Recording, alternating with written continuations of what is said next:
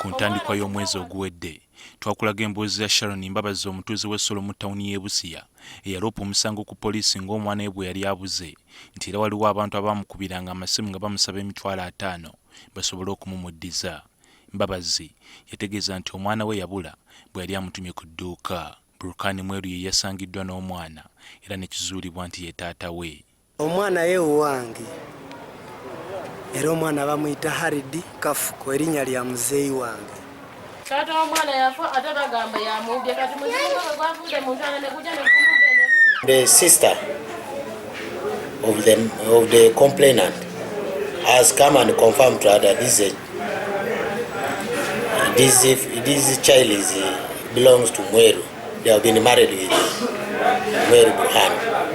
Agamba nti omwana teyamuwamba wabula yamutwala asomere mu ssomero eddungi era nti ne nyina akimanyiiko. Omukazi nayogera naye bulungi ku ssimu ne mugamba ndi mu omwana wange mutwale kuki mutwale ku ssomero era nenzija n'ekimu omwana ne mutwala wa ne mutwalira sisaawe n'amutwala ku ssomero nenzirayo e Kampala. Wadde bwe yali awaaba yeeyita Sharon Mbabazi, poliisi esudde nti amannya g'amatuufu ye Shamira Naggayi. She did not give her real name.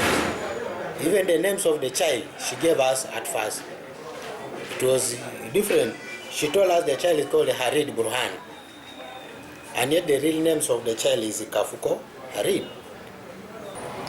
Naye nankatuuka omusirikale nankubira essimu naŋŋamba ati tukubidde ku poliisi Busia waliwo omwana wa mukyala bamuyita Mbabazi yawambiddwa musimanyi wamukubiddeko essimu neŋŋamba Mbabazi simumanyi nankava Busia kukimayo omwana wange ne mutwala ku ssomero nze mwenyini bampita Mweru Burhani omwana bamuyita Kafuko Haridi maama we Naga ya Shamimu mukazi musoga wa Buwenge.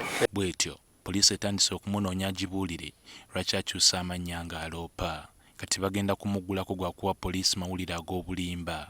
There is something in the mother who came and complained. There is something she is hiding from us. As per now, we have been looking for her. She has run in hiding. Okunoonyereza kwa poliisi kulaga nti taata ne maama bulijjo bawuliziganya ku nsonga z'omwana waabwe wabula nga tebamanyi lwaki oluvannyuma yeefuula n'alimba nti omwana yabuzibwawo.